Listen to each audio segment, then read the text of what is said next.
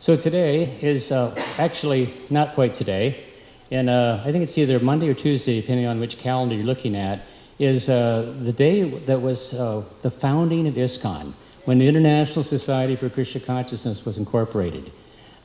This is actually a very, very important day to us, which I will talk about a little bit today. So today I'm going to talk about the founding of Iskcon, what its purposes are, and talk a little bit about the 7 purposes of Iskcon that Srila Prabhupada enunciated when he actually incorporated our Iskcon movement, our society. So it happened on July, I'll get to the verse in a little bit, after a little intro. July 13th, 1966 was the actual incorporation day of Iskcon, which is Srila Prabhupada's movement, when the International Society for Krishna Consciousness Incorporated came into being. So why is this so important? You might think, well, it's just a legal document, but no, it's much more than that, because Krishna conscious movement is actually more than just a philosophy. Of course, the philosophy is at the very heart of our movement. Our understanding of spiritual life, of spiritual truth, of absolute truth, that is the core. But all around that, how is that implemented? How do people come to it? How is the devotional life of those adherents of Krishna, of those devotees of Krishna, how is that sustained? How is that nurtured? For that, you need more than just a philosophy. You need an organization. You need a movement. So this Iskcon is a spiritual movement. It's a cultural movement. It's a missionary movement. And Srila Prabhupada knew that you had to have a strong organization if he was going to accomplish this most difficult and most amazing objective that he had of taking up Lord Chaitanya Mahaprabhu's mission to spread Krishna consciousness all over the world to every town and village. That's not going to just happen randomly. It's going to take a little bit of organization to accomplish that.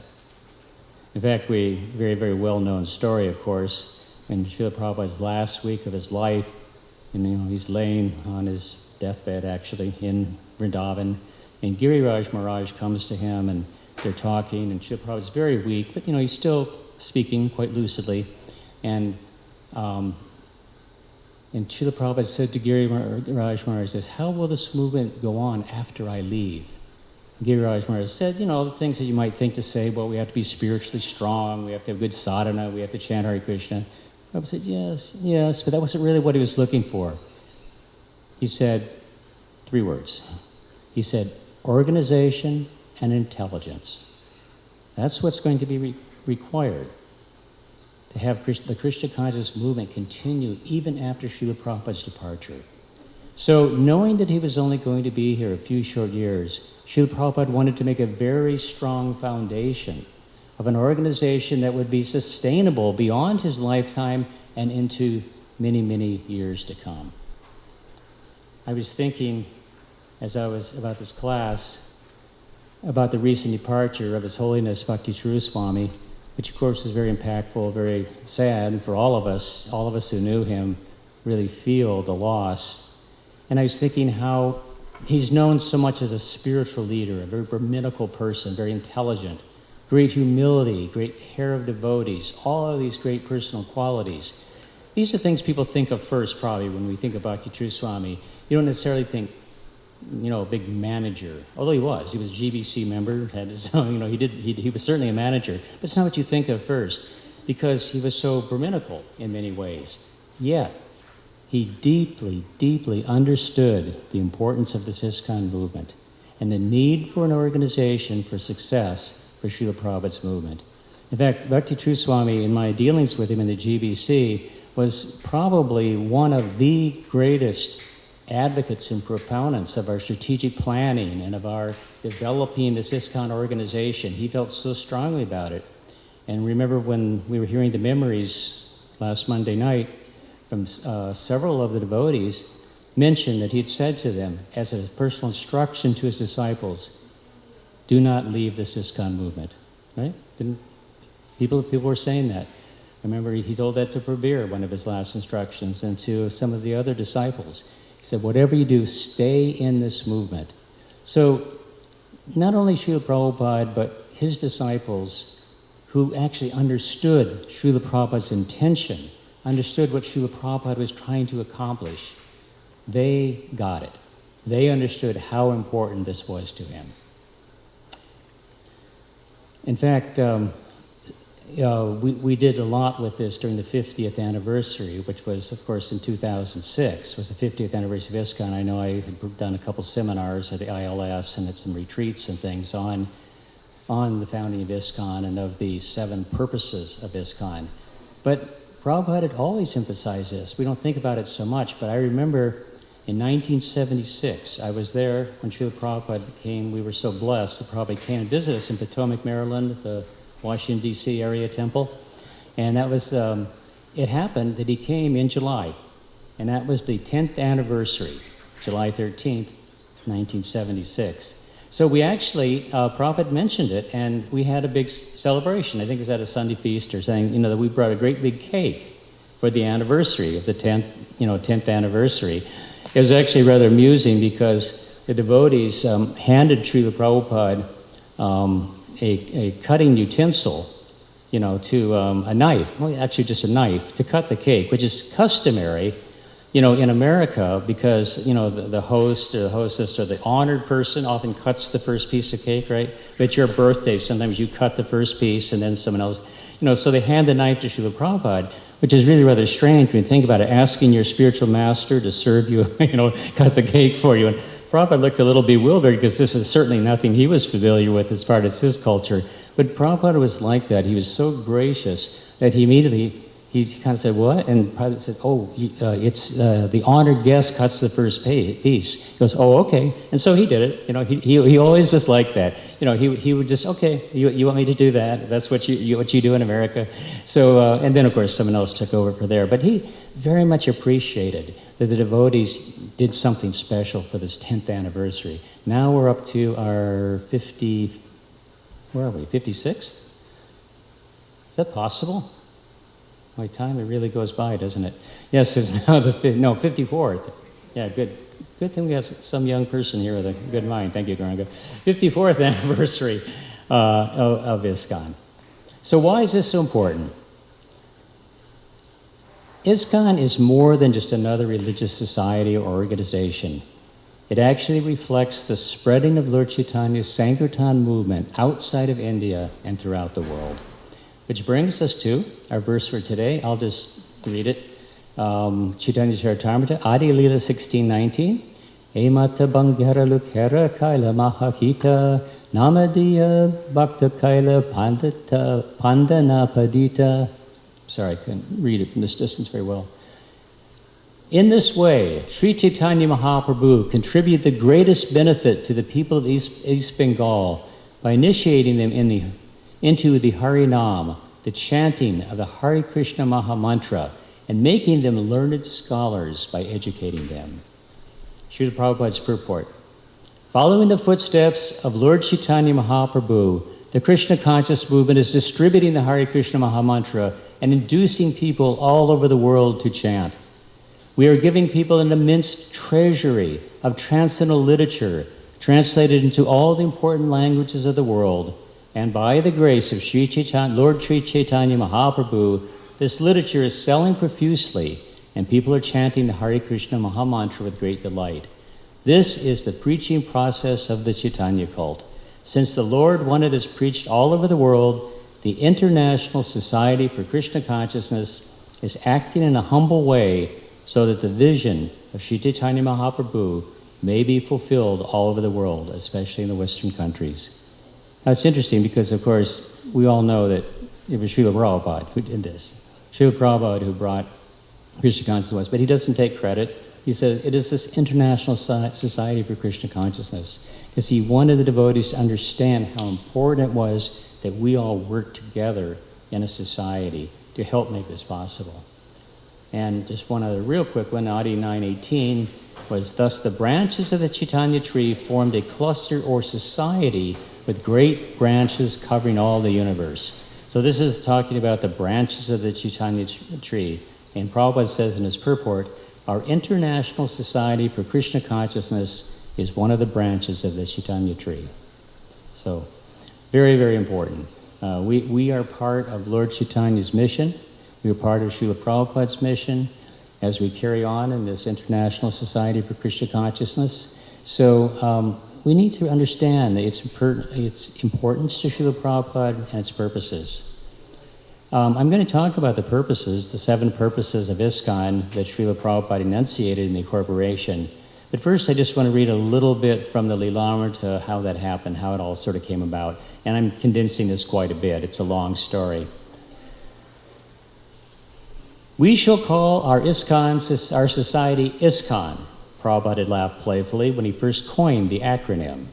He'd initiated the legal work of incorporation that spring, while still living on the Bowery. But even before its legal beginning, he'd been talking about his International Society for Krishna Consciousness. And so it appeared in letters to India and in the Village Voice. A friend had suggested a title that would sound more familiar to Westerners, like International Society for God Consciousness. The Prabhupada insisted Krishna consciousness. He said God was a vague term, whereas Krishna was exact and scientific. God consciousness was spiritually weaker, less personal. Right? It doesn't really define who is God, the person God of Krishna. And if Westerners didn't know that Krishna was God, then the International Society for Krishna Consciousness would tell them by spreading his glories in every town and village. But to register Iskcon legally as a non-profit, tax-exempt religion requires money and a lawyer. Carl Jurgens had gained some experience in forming religious, political, and social welfare groups, and when he met Prabhupada in the Bowery, he agreed to help. He contacted his lawyer, Stephen Goldsmith. So after Stephen Goldsmith worked up the papers, then it was during one of the Sunday programs. Prabhupada said, at the end of the lecture in the New York storefront, Srila Prabhupada said, all right, Mr. Goldsmith, you can ask something. Mr. Goldsmith stands, and to the surprise of the people gathered, he makes a short announcement asking for signers on an incorporation document for the Swami's new religious movement. Prabhupada said, they are present here. You can take the addresses now. Bill, you can give your address, and Raphael, you give yours, Don, Roy, and Mr. Green.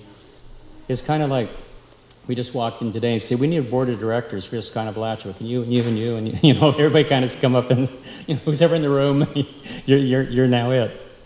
Okay. The first trustee, what? The first trustees who will hold office for a year until the first annual meeting of the corporation are Michael Grant, who puts down his name and address without ever even reading the document. Of course, Michael Grant is Mukunda Maharaj. Mike's girlfriend, Jan, his name is Janaki, and James Green. No one seriously intends to undertake any formal duties as trustees of the religious society, but they're happy to help the Swami by signing his fledgling society into legal existence. None of them know exactly what the half-dozen legal-sized type pages mean, except that Swamiji is forming a society. Now this is Satsrup Maharaj writing. But Prabhupada is planning for the future, and he's planning for much more than just a tax exemption. He's trying to serve his spiritual predecessors and fulfill the scriptural prediction of a spiritual movement that is to flourish for 10,000 years in the midst of the age of Kali. Within the vast Kali age, a period of 432,000 years, the 1960s are but an insignificant moment. So Srila Prabhupada had a very broad vision for Iskcon, for this Krishna conscious movement, and he saw far into the future. He never thought small or narrow, but always with an expansive view of how Krishna consciousness could flourish. One example of this was still when he was just in his little storefront, you know, just one little place there in New York. He had business cards printed, and it said centers all over the world, because he was seeing that there would be centers all over the world. He was preparing for that. And in so many ways, there's one memory tape where someone's saying that there's it was a person who really, he never became a devotee, but just Prabhupada just met someone. I don't know the exact details of who he was, but he related the story to the devotees. He said that he had sat down to him and he talked about, he says, oh yes, we have temples all over the world. We have farms, we have schools, we have restaurants, we have this. And he says, are they here now? Prabhupada said, no, not yet. He said, it is only time separating us. So Prabhupada could see. He knew these things were going to happen. He knew if he had faith in Krishna and pushed forward for this International Society for Krishna Consciousness, all of these things would manifest. So when you incorporate any organization, you have to have your purposes of the organization. And usually, to be honest with you, they're pretty boilerplate. In other words, your lawyer says, well, you're what? You're a religious organization. These are things you need to say. You're an educational organization. You say blank, blank, blank, blank. You kind of go down the list. Thank you. Check off the boxes. So in one sense, Prabhupada had to put in some purposes for legal incorporation. But yet these purposes are so deep and so profound and so meaningful to us even today, 54 years later, that's why we're still talking about them. They used to, for many, many years, I don't know, some of you may remember, they used to print them in the Back to Godhead magazine on the inside cover or the first page, second page, every single month, the purposes of Iskcon. Now, they haven't done that for a while, but for many, many years, probably 20, 30 years, I remember them always being there to remind us, what is our purpose? In a sense, the 7 purposes of Iskcon that Prabhupada wrote down and enumerated, you could say are like the mission statement. They're our mission statement. It's what we're about. It's what we do. So first I'll read these.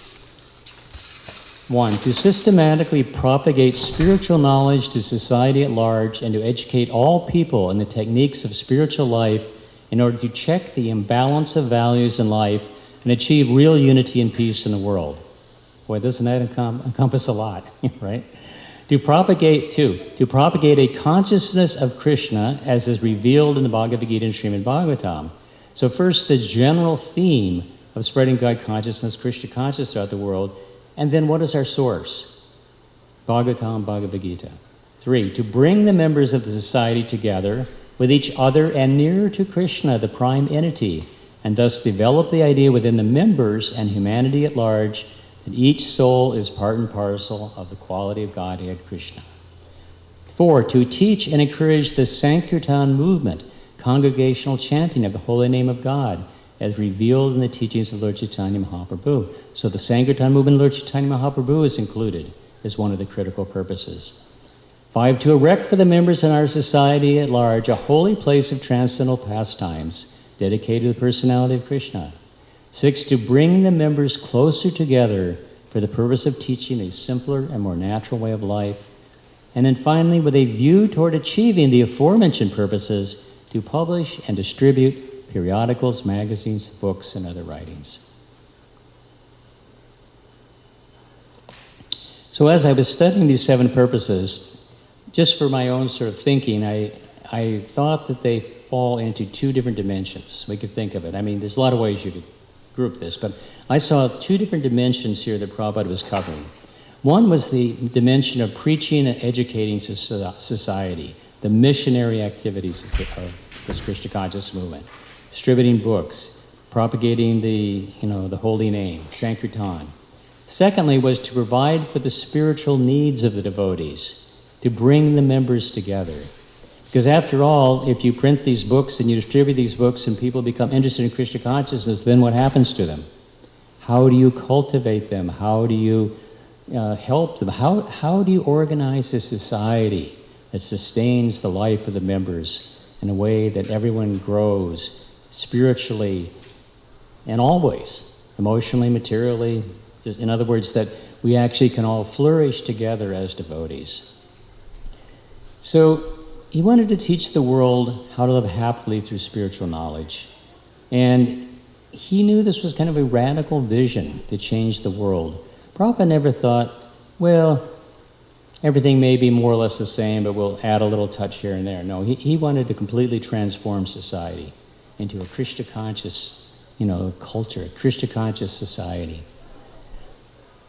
In Srimad Bhagavatam 1.5.11, it says, that literature which is full of descriptions of the transcendental glories of the name, fame, form, pastimes of the unlimited Supreme Lord is a different creation, full of transcendental words directed toward bringing about a revolution in the impious lives of this world's misdirected civilization.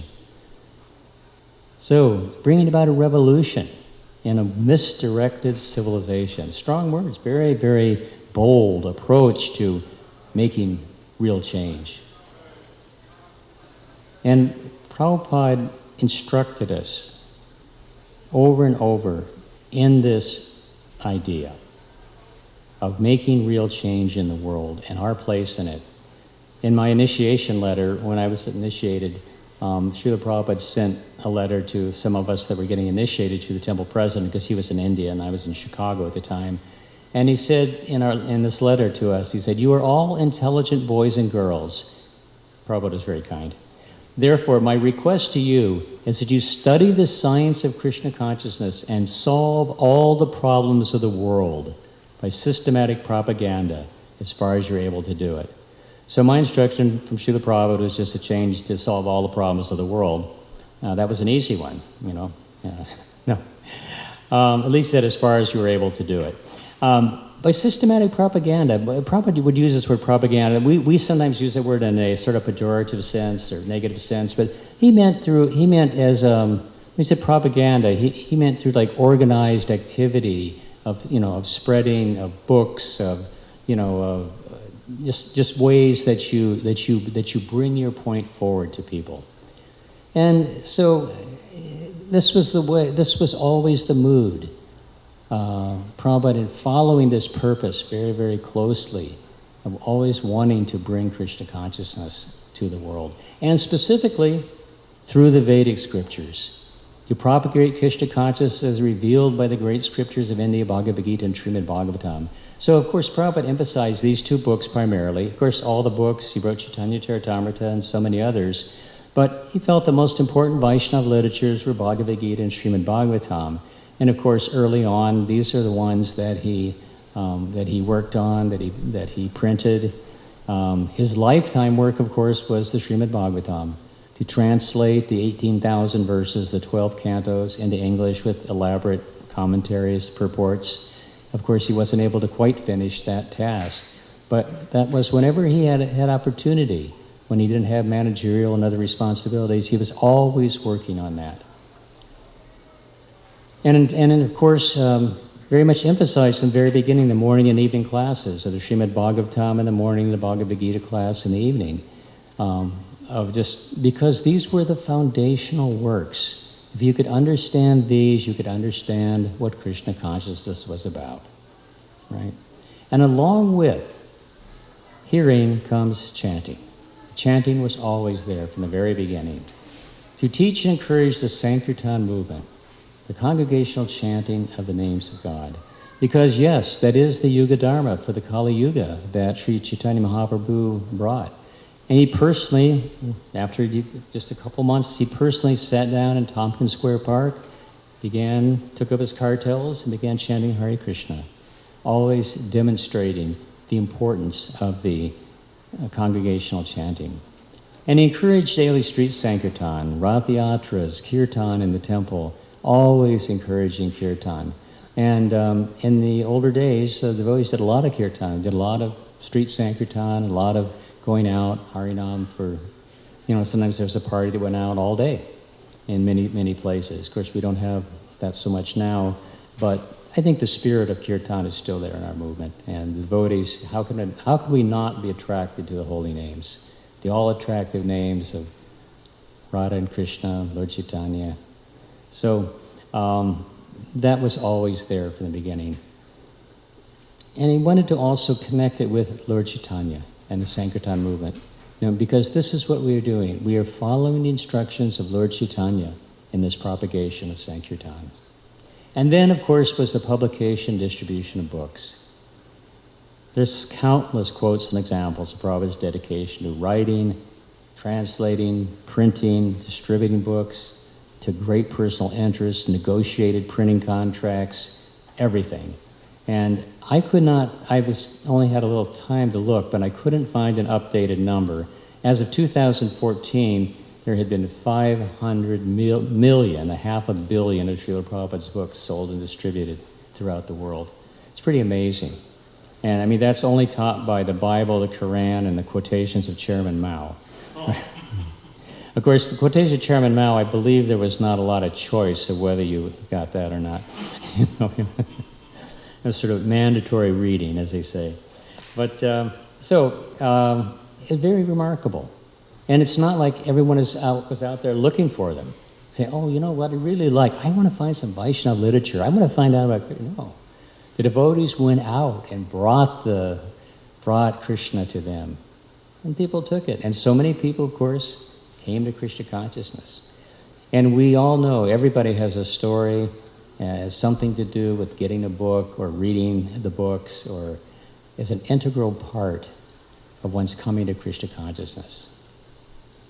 And then, of course, Prabhupada's second purpose, after getting this literature out, getting people to understand who Krishna was bringing the members together. So this was also very, very important part of his work. Prabhupada writes a nice purport in the Nectar of Instruction, verse 4. He says, the International Society for Krishna, by the way, verse 4 is the 6 loving exchanges. You're probably familiar with that, of distributing prasadam and receiving prasadam, giving gifts, receiving gifts, hearing the confidence of others and being confident with others. These 6 loving exchanges between devotees that are mentioned by Rupa Goswami. And Prabhupada, it's interesting in his purport because he sort of turns that to how the Krishna consciousness movement is doing these 6 loving exchanges with everyone, with humanity at large, by giving them books, and they're giving some donation in return, and we are distributing prasadam and they're taking prasadam. So it was very, very nice that he saw how important it was. See, it says at the end of that, he says, the life of the Krishna conscious society is nourished by these 6 types of loving exchanges among the members. Therefore, people must be given a chance to associate with the devotees, because simply by reciprocating in the 6 mentioned ways above, an ordinary man can fully revive his dormant Krishna consciousness. So these loving exchanges with devotees, sadhu sangha, the association of devotees, is so important. So Prabhupada knew that there had to be a place, there had to be an organization, there had to be a society, a place for people to come and to have this association together as devotees. And then he wanted to develop temples, holy places of pilgrimage. He showed how both establishing temples and distributing books and preaching were needed. This is from Adi Leela 7.164. When Rupa Goswami and Sanatana Goswami went to Vrindavan, there was not a single temple, but by their preaching, they were gradually able to construct various temples. For preaching, construction of temples is necessary.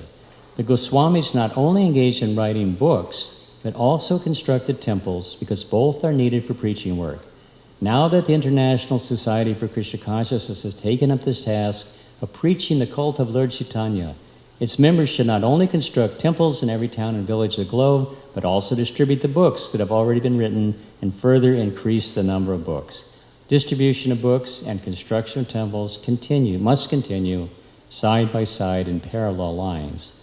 So Prabhupada often talked about these 2 parallel lines. Sometimes he talked about in terms of Bhagavad Gita and Pancharatriki Marg, the deity worship and the preaching work, how they went together side by side and both were necessary. So there was nothing missing. He didn't have a one-sided program. Everything was included to give a full rounded spiritual life. Another purpose was to bring the members closer together for the purpose of teaching a simpler, more natural way of life. So from the very beginning, Prabhupada had a vision of farm communities. Sometimes we've heard about Prabhupada's Gita Nagari vision, and of course our Gita Nagari temple was sort of named after that. The Gita Nagari vision was actually written in 1956, before Prabhupada came to America. He was thinking about how this simple Vedic way of life, simple living, high thinking, protecting the cows, living from the land, from the things that we grow, that how important this was in terms of the life of people. So this was always something Prabhupada emphasized. And even when they were barely beginning, this movement had 2 or 3 temples practically. The New Vrindavan farm project was established, and Prabhupada very, very much encouraged that. Prabhupada really felt that this was essential, that we could grow our food, protect the cows, have our own milk, this sort of thing, to live simply in relationship, in harmony with nature. In one letter to Rupanuga, he said, "Our farm projects are an extremely important part of our movement. We must become self-sufficient by growing our own grains and producing our own milk, and then there'll be no question of poverty. So develop these farm communities as far as possible." And then, through Iskcon, Srila Prabhupada wanted to create a spiritual community. A spiritual community is where the members care for, they are cared for, their needs are provided, there's mutual concern, there's loving relationships, they share a common cause, a shared preaching mission. It's beyond a shared belief system. It's a shared spiritual experience the devotees have. And this is something that early on in my Krishna consciousness is, when I started doing a little bit of traveling, I found it was very remarkable because you could go to any temple in any part of the world and it felt very, very familiar, right? There was common things going on. You went into a temple in India or a temple in Europe and you had Guru Puja, you had Bhagavatam class, it's like, it was like a common Vaishnava culture was being established by Srila Prabhupada. And the devotees even acted very similar and had similar expressions, So in other words, creating the spiritual Vaishnava culture was very, very important as part of the mission. So when we all engage in this, and we engage in this welfare work, and Prabhupada said the highest welfare work, of course, was giving out Krishna consciousness. And that brings true life to the community. And it feeds the needs of the soul. We all feel very satisfied individually, and we feel satisfied collectively. Right. So as we observe this day, or soon to be coming up day of the anniversary of the formation of this International Society for Krishna Consciousness, it gives us more and more understanding, I think, of Srila Prabhupada's position. Krishna is delivering the conditioned souls. That is his business, to bring us back to him. But he has a way he does it. And one of the main ways he does it is through the spiritual master. By sending the acharya, by sending the saints and sages, the sadhus, help bring back the conditioned souls. So it's our Diksha Gurus, our Shiksha Gurus, and other gurus that actually are our link, our connection with Krishna. Otherwise, we don't really know who Krishna is. We don't really know how to approach him. This is coming from the Guru. Service to the Guru is the way to serve Krishna. So, Srila Prabhupada, as the founder Acharya of the Iskcon movement, he is the preeminent Shiksha Guru and Diksha Guru. Of course, Diksha Guru for those who were here when he was present, but even for those afterwards, for all the devotees afterwards who were taking initiation from subsequent spiritual masters, he is still the most prominent Shiksha Guru. Why? Because we are reading his books, we are taking instruction from him. He is our authority. He is our source of inspiration. He is the final word, right? And this will go on for generations in Iskcon. Why? Because Srila Prabhupada, of course, founded Iskcon, but it wasn't like it's a managerial position. He was uniquely qualified to spread Lord Chaitanya's mission all over the world. Bhaktisiddhanta Saraswati Maharaj, his spiritual master, sent different people to Europe and other places to try to spread Krishna consciousness. They did a few things, but really not too much success. And sometimes they came back from England or wherever and said, "We just haven't been able to do anything, Guru Maharaj." And once he said, "Never mind, Abhay will do it." Abhay, of course, Abhay Charan, Srila Prabhupada. He knew that he would be the one who would come to the Western world and succeed, who would be able to do it. And Lord Chaitanya had this plan and predicted this, actually, how to make the world Krishna conscious. In the Chaitanya Mangala, it's discussed how what would happen with the people that that he was not able to directly reach and approach within India. And he said that later he would send his field commander to foreign countries to bring back all the conditioned souls. I'm not saying he directly said this is Srila Prabhupada, but who else? seems to fit. Okay. So Prabhupada's position for the next 10,000 years that his books will be the law books, he said, for our Iskcon society. So he is the center, he's the unifying force of Iskcon. So when we talk about the incorporation of Iskcon, we're almost talking about the organized will of Srila Prabhupada. Prabhupada even said something, he said, I am not different than Iskcon. In other words, he manifested his desire to preach and to spread Krishna consciousness through the society.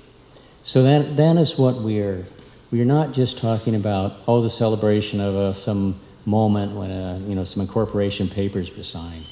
We're really talking about Srila Prabhupada and his determination and his organization and his inspiration to spread Lord Chaitanya's movement. So, in conclusion, they always say you're not supposed to say in conclusion, you're just supposed to conclude. No, it's just finish and shut up, okay? Anyway, this is even more important than ever, I think, during this COVID crisis. I was thinking, well, how does this all apply, all these temples and farm communities? And well, here we all are, sheltered and staying in and social distancing, whatever. In all circumstances, we have Srila Prabhupada's instructions. We have his words. We have his tapes. We have videos. And most importantly, we have his books. We have his life work, his instructions through the Srimad Bhagavatam, Bhagavad Gita, and all of his work. So that is what really keeps us together, that we are sharing that. We are sharing our love for Srila Prabhupada and sharing our understanding of Krishna consciousness as given by him. So the most important purposes of Iskcon is to convey spiritual knowledge. And that happens in many forms, in many ways. I was thinking, if this COVID virus had to happen, which is, of course, it's a terrible thing, and who knows what Krishna's plan is, but at least it's happening at a time when we have so many ways and methods of still connecting, through internet and all the different media that we have, and so many ways of still giving Krishna consciousness, so many ways that people can hear classes and seminars and come together and do Zoom conferences. And we had this, really nice ceremony for Bhakti True Swami, all virtual, just on the internet, but it was very nice. I was wondering if it would be. I was at first thinking, we really have to have it in the temple room, but I realized it just wasn't practical or safe. And it came out so nicely. So fortunately, we are able to, because of the technology that's here, we're able to continue so many of these same activities of this International Society for Krishna Consciousness. We get devotee association, a little bit maybe in the temple for a few of you, or some of us are watching it every day, right? On our computers, watching the morning program, hearing the classes. It's all going on, and everyone's still participating and associating. Not quite in the same way. It's not quite as sweet as having direct association with devotees face to face, but still, that association is going on, the preaching is going on, the spreading of the Krishna conscious movement under Srila Prabhupada will continue. And this will be over at some point, and we will continue to flourish and go on for another 10,000 years for this International Society for Krishna Consciousness. Thank you very much. All glories to Srila Prabhupada.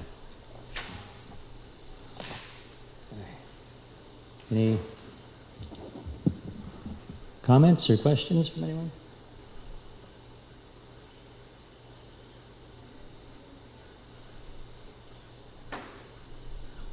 Okay, thank you very much, Jai Prabhupada.